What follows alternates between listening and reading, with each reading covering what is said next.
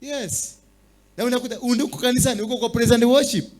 Hata unadhioma vizuri mpaka unadhioma mpaka kila kitu inasikika. But what are you carrying? Altars yao. So there is nothing will happen to you. Hata nguo ukienda kununua, angalia, ukipata kuna picha, uliza. Hata unaweza kugoogle, unauliza hii picha ni ya nini? Ukinunua ring kama hii, tafuta hii ring. Enda angalia kama iko na maua, iko na vitu hapo ndani. Angalia hizo vitu, uangalie uangalie kwa Google, uangalie mifano, vitu za shetani anatumianga ni nini? Ni pete aina gani ni za Illuminati? Ni chain za aina gani za Illuminati?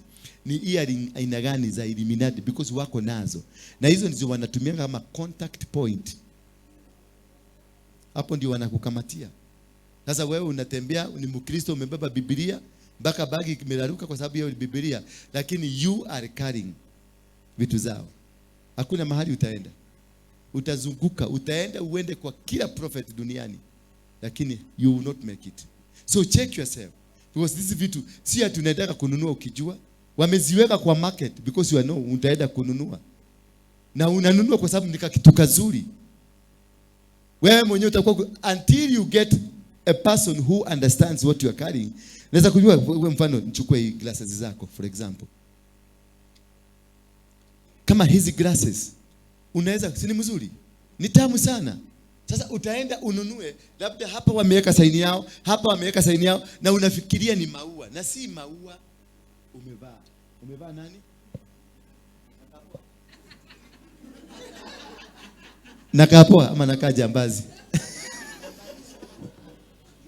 Bwana Yesu, hizi things mkiangalia, kuna factory zao wametengeneza purposely.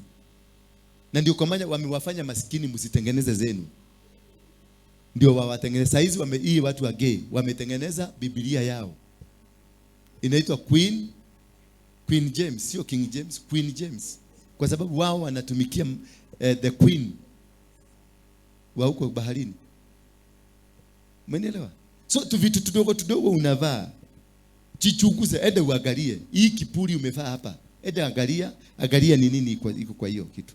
Hii bango. Sasa wale wanaendaka kwa wagaga, wanapatiago bango. Kabango kadogo tunaona ni kama kausi ama belt, ama anapatiwa kitu kama hii for example. Kuja tu hujavaa si baya. Hii ni ya Kenya. Kitu kama hii inakuwa ni hilisi. Wewe unaona ni bendera ya Kenya, lakini ni hilisi. Alafu ukiinunua itakaze. Kitu yoyote ikikuja kwako, iwe ni nguo, iwe ni suruali, iwe ni kikombe, iwe ni kijiko, takaza, kiombee. Break every spirit in it. Life is spiritual. Bwana Yesu asifiwe sana. Life is what? Is spiritual. And anything can be used. Ndio nananga hata chakula kingine mimi sikubariki. Mimi huwezi kuniletea kitu nikule. Utaacha utoke niende nitupe. Because nimeifikiria, nikisikia, nikipiga tu kichwa changu nisikie huko ndani kukisemekana hii chakula si mzuri. Sitakwambia, nitakudanganya nimekula. Lakini nitaitupa. Kwa hivyo wale wanazoea kuniletea tu chakula, piga tu break. Sikulagi. Si afadhali niache kuwachokesa sana. Sikulagi. Kaa na chakula yako nyumbani. I have people nimededicate, nimwambia wewe tu unaweza kuenda dukani uninunulie tu maji. Ama na beba yangu natoka nyumbani.